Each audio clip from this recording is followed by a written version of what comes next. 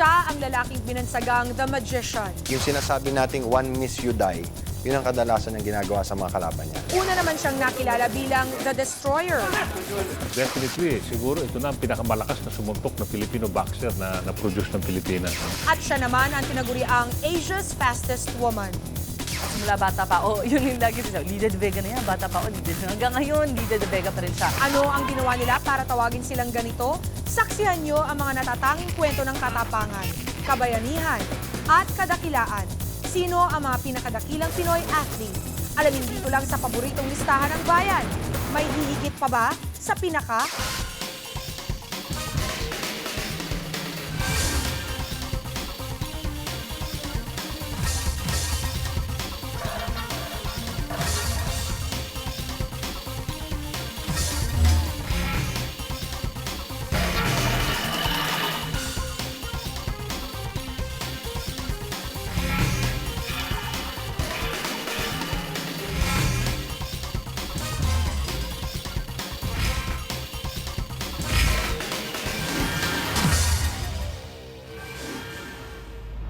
Naku! Excited na akong ichika sa inyo ang mga pumasok sa listahan natin ng 15 pinakadakilang Pinoy athletes. Pero sa dinami-dami na mahuhusay na atletang Pinoy, paano nga ba napili ang 15 pinakadakila sa kanila? At bakit nga ba sila ang tinanghal na pinakadakila?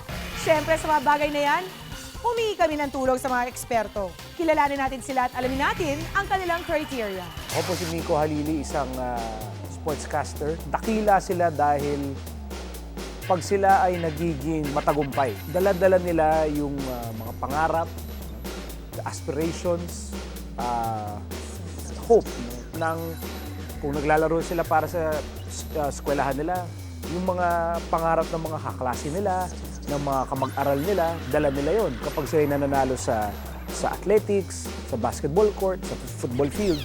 Lalong-lalo na pag yung atleta, national athlete. Pag national athlete, hindi mo lang dala yung mga pangarap ng mga kapatid mo, kamag-anak mo, magulang mo.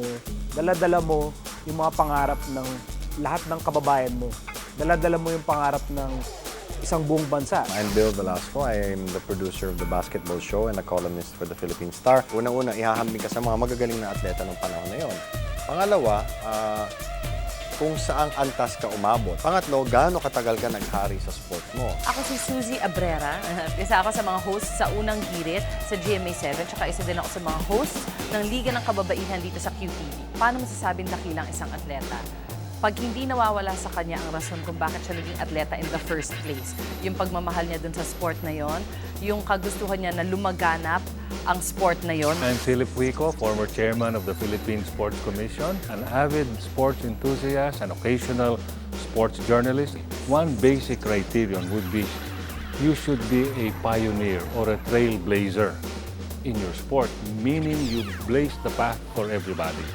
I'm George Rocha. I've been a sportscaster for 5 years. Definitely, dapat extraordinarily skilled siya sa sport that he's part of.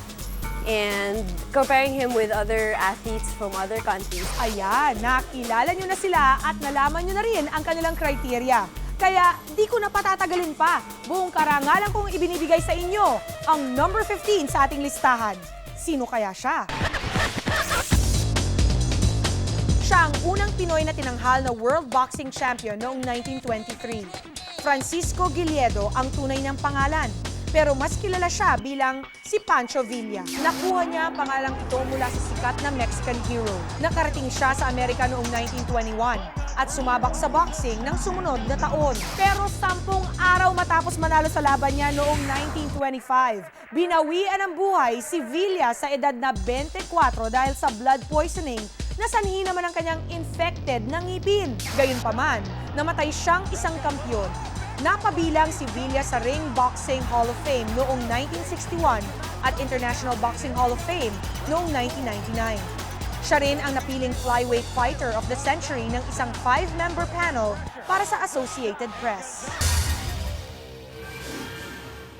Achiever pala itong si Pancho Villa. At tulad niya, marami ring na-achieve at napatunayan ang susunod na atleta na unang nakilala bilang batang patambling-tambling. Gets nyo na? Ang ika-14 na pinakadakilang Pinoy athlete ayon sa ating mga eksperto, walang iba kundi si Bea Lucero. Siya yung isa sa pinaka-skilled sa sport niya in the country. Bata pa lang, champion gymnast na si Bea. Nagkamit siya ng mga medalya sa iba't ibang kompetisyon. Pero ang talagang pangarap niya ay makasali sa Olympics. Abot kamay na sana ito, pero Dahil sa pamumulitika sa kanya, hindi siya nakapaglaro sa 1988 Olympics. masama man ang loob, ibinaling ni Bea ang atensyon niya sa iba pang sports. Nagpakahusay siya sa taekwondo. At noong 1992 Olympics sa Barcelona, nag-uwi siya ng bronze medal sa demonstration sport na ito. O di ba? Panalo. Pag atleta ka, kung meron kang disiplina sa pag-iisip at sa pag-train bilang isang atleta, basta kahit malipat ka ng ibang sport, kahit paano gagaling ka rin doon. Agree ako dyan. Sa number 13 sa listahan natin, mag-a-agree kaya kayo? Marami siguro sa atin ang di na nakakakilala sa kanya. Ngunit isa siya sa mga di malilimutang atleta ng ating bansa. Sa number 13, si Anthony Villanueva. Kung ano raw ang puno, siya rin ang bunga.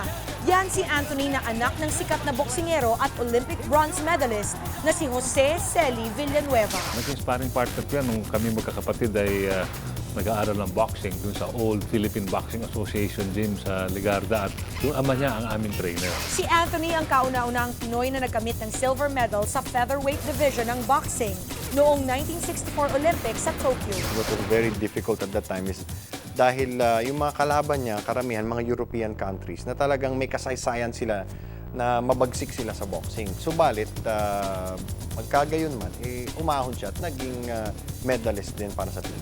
Makaraang magwagi sa Olympics, nag-artista pa si Mang Anthony, ngunit tila nagbiro ang tadhana nang dumana siya ng kahirapan. Napabalita pang ibinenta niya ang kanyang Olympic silver medal para lang magkapera, bagay na kanya namang itinanggi.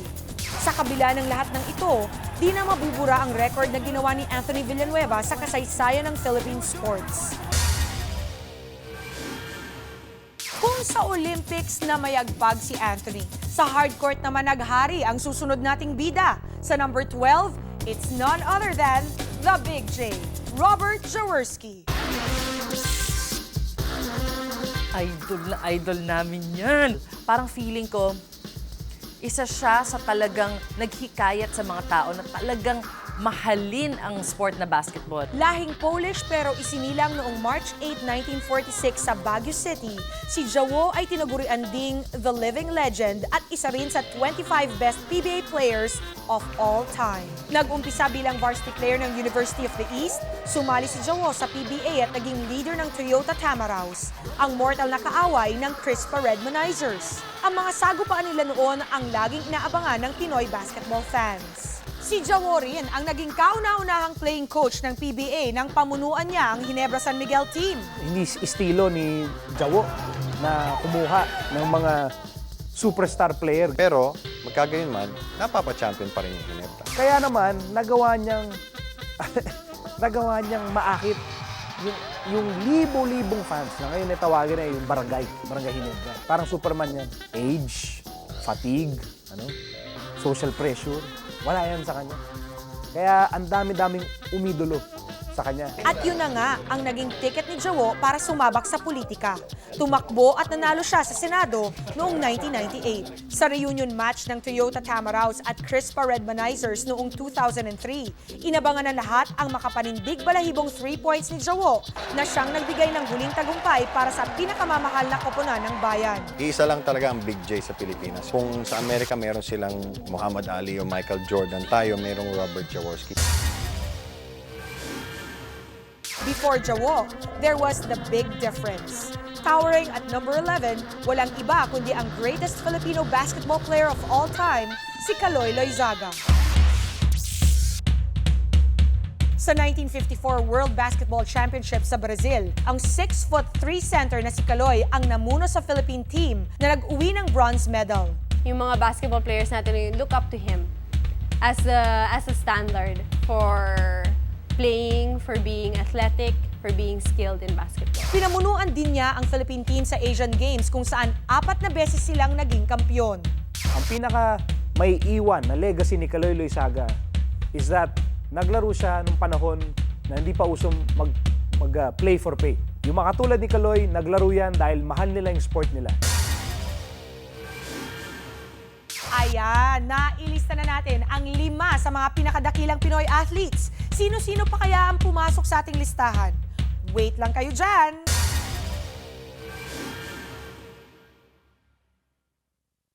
Susunod, mga lalaking ayaw paawat sa suntukan at languyan. At mga babaeng di patatalo sa bowling at takbuhan. Kung sino-sino sila, malalaman nyo na. Alam nyo ba na noong 1991 SEA Games na ginanap sa Maynila, muntik nang maging overall champion ang Pilipinas? 91 medals ang nakamit ng mga atletang Pinoy, samantalang 92 naman ang inuwi ng atleta from Thailand. Hello mga kachika! Welcome back sa programang naglilista ng kung ano-ano. But for tonight, ang 15 pinakadakilang Pinoy athletes ang nasa ating menu. O class, before we proceed, mag-review session muna tayo. Sa number 15, ang legendary boxing champ na si Pancho Villa. Gymnast at Taekwondo Jin ang nasa number 14, si Bea Lucero. Sinundan naman siya ng first Pinoy silver medalist sa Olympics, ang boxing champ na si Anthony Villanueva. Dumidribble naman sa number 12 ang living legend, si Robert Jaworski. At walking tall sa number 11, Philippine basketball's The Big Difference, Kaloy Loizaga. Ngayon, ituloy na natin ang countdown. Sino kaya ang nakapwesto sa number 10? Ipinanganak noong January 14, 1967 sa isang pamilya ng mga magsasaka mula sa Romblon at nagmana sa kanyang ina na isa ring runner. At number 10, si Elma Muros Posadas. Sprinter, hurdler at long jumper. Mahigit 200 medals na ang nakolekta ni Elma. Kabilang dito ang 18 gold medals mula sa SEA Games noong 1983 hanggang 2001. Parang Iron Woman natin yan sa Philippine athletics. A lot of people didn't really mind Elma because she was always overshadowed by Lydia De Vega. Kasi napakadaling sabihin na, ay hindi, imposible, wala nang pwedeng sumunod dyan kay Lydia De Vega. Pero sinabi niya, hindi, kaya. Sa 2001 SEA Games sa Kuala Lumpur, nagwagi ng gold medal sa heptathlon event si Elma. At doon rin niya ipinahayag ang kanyang pagreretiro matapos ang 21 taong karera. Pero hindi naman niya talaga tinalikuran ng athletics. Nagsilbi siyang consultant sa Philippine Sports Commission at naging trainer at tagatuklas din ng mga bagong atleta. At ngayon ngang 2005 SEA Games, hindi magpapaawat ang lola nyo. Muling sasabak sa labanan ang 38-year-old wife, mother at Asia's undisputed long jump and heptathlon queen. Ang anak na't lahat, pwede pa rin. Para sa bayan, lumalaban pa rin. Magwagi kaya si Elma sa muli niyang pagsali sa SEA Games? Tiyak na aabangan natin yan. Mula sa takbuhan, punta naman tayo sa languyan. At malaking splash ang ginawa ng legendary Olympia na nasa number 9 ng ating listahan. Ito ay walang iba kundi ang swimmer na si Chofilo Ildefonso. Sino raw? Kakaunti marahil ang pamilyar kay Chofilo Ildefonso. Pero isa siyang dakilang atleta na dapat kilalanin ng bawat Pinoy. Sila yung mga unang tumahak sa larangan ng palakasan. Mapa-fan ka o mapa-atleta ka, dapat alam natin ano yung pinagdaanan nila. Siya ang kauna-unahang atletang Pinoy na Olympic medalist. Nakamit niya ang bronze medal sa 200-meter breaststroke noong 1928 Amsterdam Olympics. At ang mas kahanga-hanga, muli siyang nagwagi ng bronze medal sa sumunod na 1932 Olympics sa Los Angeles sa parehong event. Back-to-back medalist ang lolo nyo. Siya pa rin yung nag-iisang atleta na twice nakapag-uwi ng medalya galing sa Olympics. No other Filipino has achieved as much as he has. Shows that he is really one of the greatest athletes. Siya ang Asia's fastest woman noong dekada 80. Sumusugod sa number 8. Nandito na si Lydia De Vega. One of the most popular female athletes from the Philippines. I would consider her, along with Elma Muros, one of the greater female athletes. Di na mabilang ang karangalang dinala ni Lydia De Vega para sa ating bayan. Tubong may kawayan Bulacan, unang nagpakita ng interes si Lydia sa track and field noong 12 anyos pa lamang siya. Muli sa pagsali sa palarong pambansa, nakilala si Lydia sa international arena nang iuwi niya ang gintong medalya sa 100-meter dash ng 1982 New Delhi Asiad. Naulit pa ito sa 1986 Seoul Asiad. Nakasyam na gold medals na rin si Lydia sa SEA Games. At ang record niya rito sa 100-meter ay di pa rin napapantayan hanggang ngayon. At alam niyo bang sa labis na kasikatan niya noong dekada 80, naging bida pa si Lydia sa pelikula. At ang kanyang leading man, sino pa? E di si Christopher De Leon. Kung sa bagay, pampelikula naman talaga ang drama ng buhay ni Lydia. Ilang beses daw silang nagkasamaan ng loob ng kanyang ama na naging coach din niya. Dinamdam din ito ang pagtalikod ni Lydia sa kanyang ambisyon nang magpasya siyang lumagay sa tahimik. Taong 1994 na magretiro si Lydia sa kanyang karera. Ngunit gaya ng ibang retiradong atleta, di pa rin nawawala si Lydia sa eksena. Nagtuturo pa rin siya or pinagpapatuloy pa rin niya yung sport na kinalakihan niya. Kumbaga, na-appreciate pa rin natin mga Pilipino kung sino siya. Siya ngayon ay isa sa mga ambassador para dito sa SEA Games, no? At naging konsehala pa. So, siya maganda ring modelo yan. At saka, para sa kababaihan, mas lalo na dahil kailangan natin dagdagan ang partisipasyon ng kababaihan sa sports. Yung tinatawag natin gender equity. Nilagyan ni Lydia De Vega ng mukha, ng boses, ang track and field. Siguro hindi na natin mabibilang yung dami ng maliliit na babae nung kasikatan ni Lydia De Vega na gustong tumakbo matapos siyang mapanood sa TV. Lahat yan, kumuha yan ng inspirasyon kay Lydia De Vega. Kung si Lydia na mamayagpag sa buong Asia, ang susunod nating atleta, sa buong mundo naman nagreyna. Nasa number 7 ang ating listahan ng world-class bowler na si Olivia Bong Koo. Isang batayan para isang magaling na atleta ay kung gaano katagal kang nasa pinakamataas na antas sa sport mo. At isang magiging sukatan niyan ay si Bong Koo. Taong 1979 nang masungkit ni Bong Koo ang Bowling World Cup. Makaraan lang ang 2 linggo, nagtamo naman siya ng pinakamataas na score sa individual all events ng FIQ World Championship na nakalista pa ngayon sa Guinness Book of World Records. Dahil dito, si Bong Koo ang nag-iisang atletang Pinoy na nagwagi ng 2 world titles sa 2 magkaibang world tournaments sa loob ng 1 taon. Halos lahat na yata ng tropeo sa bowling ay nakuha na ni Bong Koo. Noong 1986, tinanghal siyang World Bowler of the Year dahil sabay-sabay lang naman siyang nagreyna sa SEA Games, Asian Games, FIQ Asian Zone at FIQ World Championships.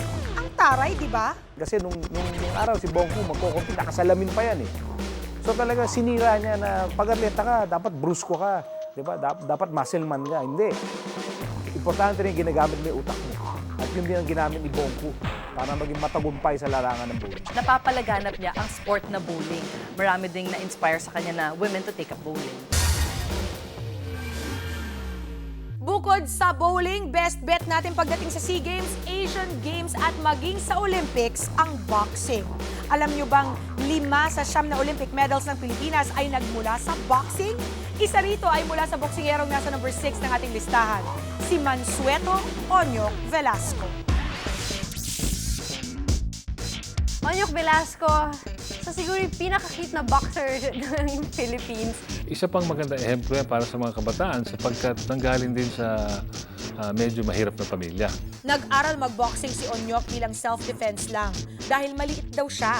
Pero nang makitain ang potensyal, tinuloy-tuloy na niya.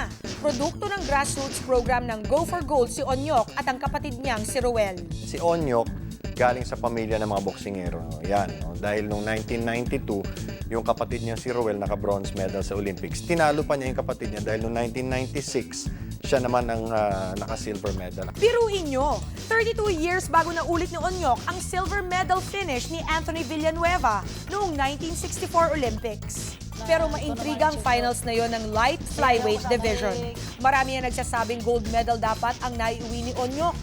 Sayang, ginto na naging pilak pa. Para sa maraming tao nakapanood ng kanyang boxing match doon sa Olympics na syempre bilang Pilipino para naisip, medalya tayo, atin dapat yung medalyang yun. Siguro kung para sa puso niya, talagang siya pa rin ang nanalo kahit na hindi siya yung binigyan ng medalya. Everybody knows that game. Everybody watched that game. Even in the middle of the night, pinanood ko yung game na yun para makita ko lang sa fight na yun. Makikita natin talagang lamang na lamang si Onyok, pero sa mata ng mga judges, ay talo siya sa labang yon. Ako, sa tingin ko, may tuturing na natin parang naka-gold medal na tayo sa Olympics dahil kay Onyok. Pero gold or no gold, heroes welcome pa rin ang sumalubong kay Onyok pagbalik niya mula sa Atlanta. At higit pa marahil sa gold medal ang mga papuri at parangal na tinanggap niya. Sana he continued being a boxer. And I'm sure ma-achieve pa niya more than just a silver medal. I'm sure makakakuha din siya ng gold medal. Naku, malabo na yatang mangyari yun. Dahil mukhang sinundan talaga ni Onyok ang mga yapak ng Olympia na si Anthony Villanueva. Bukod sa kapwa sila silver medalist, pareho rin silang pumasok sa showbiz. Welcome back mga kachika. Malapit na natin malaman kung sino-sinong Pinoy athletes ang nasa ating top 5. Kung Philippine chess ang pag-uusapan, imposibleng di lumitaw ang kanyang pangalan. Nasa number 5 ang dakilang chess grandmaster na si Eugene Torre. Kaya mong masabi na dahil sa mga tagumpay mo, yung isang larangan, yung isang sport, nakadikit na sa pangalan mo. And si Eugene Torre, dahil sa kanyang mga nagawa, yung chess, Eugene Torre, magkakambal na yan, magkakabit na yan. Forever, in Philippine history. Naging kauna-unahang chess grandmaster sa buong Asia si Eugenio Eugene Torre noong siya ay 22 years old pa lamang. Iginawad sa kanya ang title na grandmaster nang makamit niya ang silver medal sa World Chess Olympiad sa France noong 1974. Siya ang naging muka ng chess. Hindi na natin mabibilang kung ilang maliliit na bata ang nagpabili ng chess set sa kanilang mga magulang. Dahil nabasa nila o narinig nila yung mga kwento tungkol kay Eugene Torre, the first Asian grandmaster. Naging veterano si Torre ng World Chess Olympiad ng halos 3 dekada at nagwagi na rin ng 3 silver medals mula dito. Hanggang ngayon, itinuturing siya bilang living legend sa larangan ng chess sa Pilipinas. May leadership si Eugene. Yan, kaya rin sumikat ang chess sa Pilipinas dahil sa kanya. All it takes is one role model to start, and then before you know it, the whole sport is developed. Marami pa siyang natulungan mga nakababatang chess players na umangat din sa sport.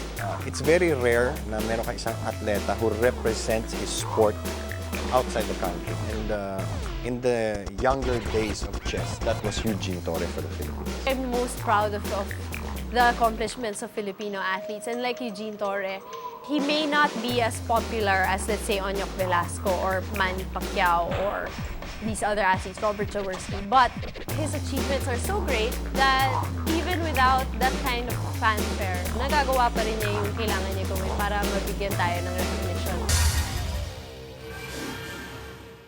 Susunod, isa sa ating pinakadakilang boksingero, pasok sa pang-4 na pwesto.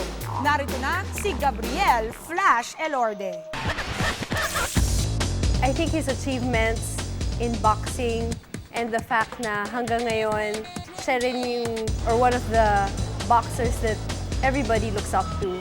Tubong Bogo, Cebu si Gabriel at bunso sa 15 magkakapatid. Noong 1960, hinirang si Flash Elorde na WBC Junior Lightweight Champion at walang nakatalo sa kanya sa loob ng 7 taon. Dahil dito, pinarangalan siya sa World Boxing Hall of Fame. Ang talagang kahanga-hanga kay Flash Elorde, umakyat pa nga siya ng weight division from junior lightweight to lightweight. At dahil dito, masasabi natin talagang bihira na magkaganon 1985 nang harapin ni Flash Elorde ang kanyang huling laban, ang laban sa kanyang lung cancer. Para sa akin, naiiba siya at dakila siya kasi bukod sa kanyang sarili, pinalagana pa niya, kahit wala na siya dito sa mundong ibabaw, pinapalagana pa rin niya ng patuloy ang sport na boxing. Mula kay Flash, punta naman tayo kay Pacman. Pasok sa number 3, ang boxing idol ng marami na si Manny Pacman Pacquiao. Definitely, siguro ito na ang pinakamalakas na sumuntok na Filipino boxer na na-produce ng Pilipinas. No? Tubong General Santos City si Manny at tambay ng video stores noong kabataan. Hilig niyang panoorin ang video ng idols ng boksingero na sina Larry Holmes, Joe Frazier at George Foreman. Unang nakipagbakbakan si Manny noong siya'y 16 years old pa lamang. Nahasa ang kanyang bilis at lakas sumuntok sa magkabilang kamao. Di nagtagal, nakuha niya ang WBC Flyweight title at IBF World Featherweight title. What is most impressive kay Manny, nakikita sa kanya yung bagsik niya at saka yung kagustuhan niya talagang mapanatili yung kanyang pagiging world champion para sa bayan. Ilang beses nang tagilid si Manny sa isang laban pero nanunumbalik ang lakas niya at napapanatili niya maging world-class athlete pa rin. Yung Manny Pacquiao nga, siguro siya yung atleta na mapamatanda, mapabata, mapamahirap, mapamayaman. Basta may laban si Manny Pacquiao, lahat tumitigil. Bubukas ang radyo, bubukas ang TV set, titigil ang family reunion, titigil ang trabaho. Makalipas ang 10 taon sa professional boxing, nakapag-uwi na ng maraming dangal si Manny sa kanyang bayan at naiahon pa niyang sarili sa maralitang pinagmulan. Marami siya na-inspire kasama na din siyempre yung kapatid niya na ngayon boksingero na rin. At parang ganun din, pinapatuloy din niya ang legacy ng pagboxing, hindi lang sa sarili niya, pati dun sa kapatid niya. Pag nakikita ng Pilipino ang isang tulad ni Manny Pacquiao na susuotan ng championship belt, ng world championship, nabibigyan ng kakaibang saya, nabibigyan ng kakaibang pag-asa ang bansang Pilipinas. Bukod sa boxing at bowling, may isa pang B na patok sa mga Pinoy. Hindi basketball ha, kundi billiards. At sa larangan ito, ang magician ang maaasahan. Pasok sa number 2 ang pinakamatandang bata, si Efren Bata Reyes. Dakila si Efren Bata Reyes kasi binigyan niya ng isa pang larangan, isa pang inspirasyon ng mga Pilipino, ng mga batang Pilipino. So, kung si Paeng Nepomuceno, nagawa niyang buhayin yung imahinasyon ng mga bata na nagbo-bowling. Si Pacquiao naman sa boxing, si Efren Bata naman sa bilyar. Tubong Pampanga si Bata at unang siyang nagwagi ng kanyang international championship sa Houston noong 1985. Siya yung dream interviewee ko na hindi natuloy-tuloy dahil lagi siyang wala dito. Lagi siya nasa ibang bansa, lagi siyang nagko-compete doon. Yun yata yung time na nanalo siya ng World Pool Championship. He is one of the most popular athletes right now. Yung pagtingin sa kanya ng international sports enthusiasts, talagang sa ibang level na si Efren Bata Reyes, para siyang god sa billiards already. Noong 1999, pinagsama-sama lahat ng pinakamagagaling na billiards player sa mundo, nagkaroon ng kauna-unahang World 9-Ball Championship sa Cardiff, Wales. At nagwagi doon si Bata at sa wakas, kinilala na siya pinakamahusay na billiards player sa buong mundo. Tinawag siyang The Magician dahil sa kamanghamanghang shots niya na parang magic at nagpapabagsak ng panga ng kanyang kalaban. To be able to understand the movement of balls and the movement of a stick and the right way to hold the stick, it shows na talagang, and the fact that he's already on top in the billiards world, he has almost perfected the sport already. Siya yung parang anti-athlete, no? Maliit, medyo kukuba-kuba, ngingiti-ngiti, di ba? At saka ano nga yan hindi nga yan nagpapapogi at naliligo pag araw ng kompetisyon kasi baka mapasma, baka manginig, baka mawala yung magic touch, So siya yung anti-athlete, kaya may pustisyo siya, okay, wala. It's all about winning. Eto na, dumating na tayo sa pinakahihintay nating bahagi ng ating programa. Ibubunyag na namin ang nanguna, ang nangingibabaw, ang number 1 sa listahan ng pinakadakilang Pinoy athletes ayon sa ating panel of experts. Pero bago yan, recap muna tayo mula sa ika-15 hanggang sa ikalawa. May tulog kayo sa knockout punch ni Pancho Villa sa number 15. Perfect 10 si Bea Lucero sa number 14 spot. Sa number 13, ang Olympic boxer na leading man ni Nida Blanca sa pelikulang Pamatay Kaliwat Kanan, si Anthony Villanueva. Tumabi kayo at narito na ang barreling Big J, Robert Jaworski sa number 12. Initingala ang towering Big Difference Kaloy Loizaga sa number 11. Sa number 10, si Elma Muros Posadas ang long jump at heptathlon queen. Kahit isda, Kayang talunin ng swimmer na si Chofilo Ildefonso sa number 9. Mabilis pa sa alas 4 si Lydia De Vega sa number 8. Hindi makakanal ang bola ni Bongku sa number 7. Maliit pero matinik sa number 6, si Onyok Velasco. Checkmate kayo sa number 5 ni Eugene Torre. Simbilis ng kidlat sa number 4 si Gabriel Flash Elorde. Never say die si Manny Pacman Pacquiao sa number 3. At maiengkanto kayo sa magic moves ni Efren Bata Reyes sa number 2. Lahat sila'y dakila, lahat sila'y kampiyon. Pero saan ba sila nanggaling? Are great athletes made or born? They're born and they're made. I would think it's both. Dahil kung walang potential naman talaga yung isang bata at may pinasok siyang larangan sa sport, kahit anong paghihirap ang gawin niya, hindi siya makakarating sa pinakarurok ng tagumpay sa kanyang sport. Yung kombinasyon na nandun na, you have the raw skills. But then at a certain point, at the age of 12 or 13, yung raw skills na yan will only get you so far. Kailangan yan, meron ng technology, meron ng nutrition. Yung mga magagaling talaga sa loob ng gagaling. Yung tapang, yung gutom, no? Na manalo. That athlete can have the best training, the best coaching, the best equipment. Pero kung wala yung tapang sa loob, wala ring mararating yung atleta. And yung tapang sa loob, ako naniniwala ko, you're born with that. Ay, naku! Baka kung saan pa mapunta ang usapan. Mabuti pa, balikan na natin at kumpletuhin na ang listahan. Eto na talaga, ang hinirang na number 1, ang kaliweteng bowling champ na si Rafael Paeng Nepomuceno. Hindi tayo pwede mag-usap tungkol sa mga dakilang manlalaro kung hindi mo isasali si Paeng Nepomuceno sapagkat nasa Guinness Book of Records yan. Talaga pag sabi mong lalaki, tapos ang bowler, Paeng Nepomuceno yan. Nag-go-golf noon sa Camp John Hay sa Baguio ang 12-year-old na si Paeng at ama niyang si Mang Angel. Nang biglang umulan, sumilong ang mag-ama at nag-bowling muna habang pinapatila ang ulan.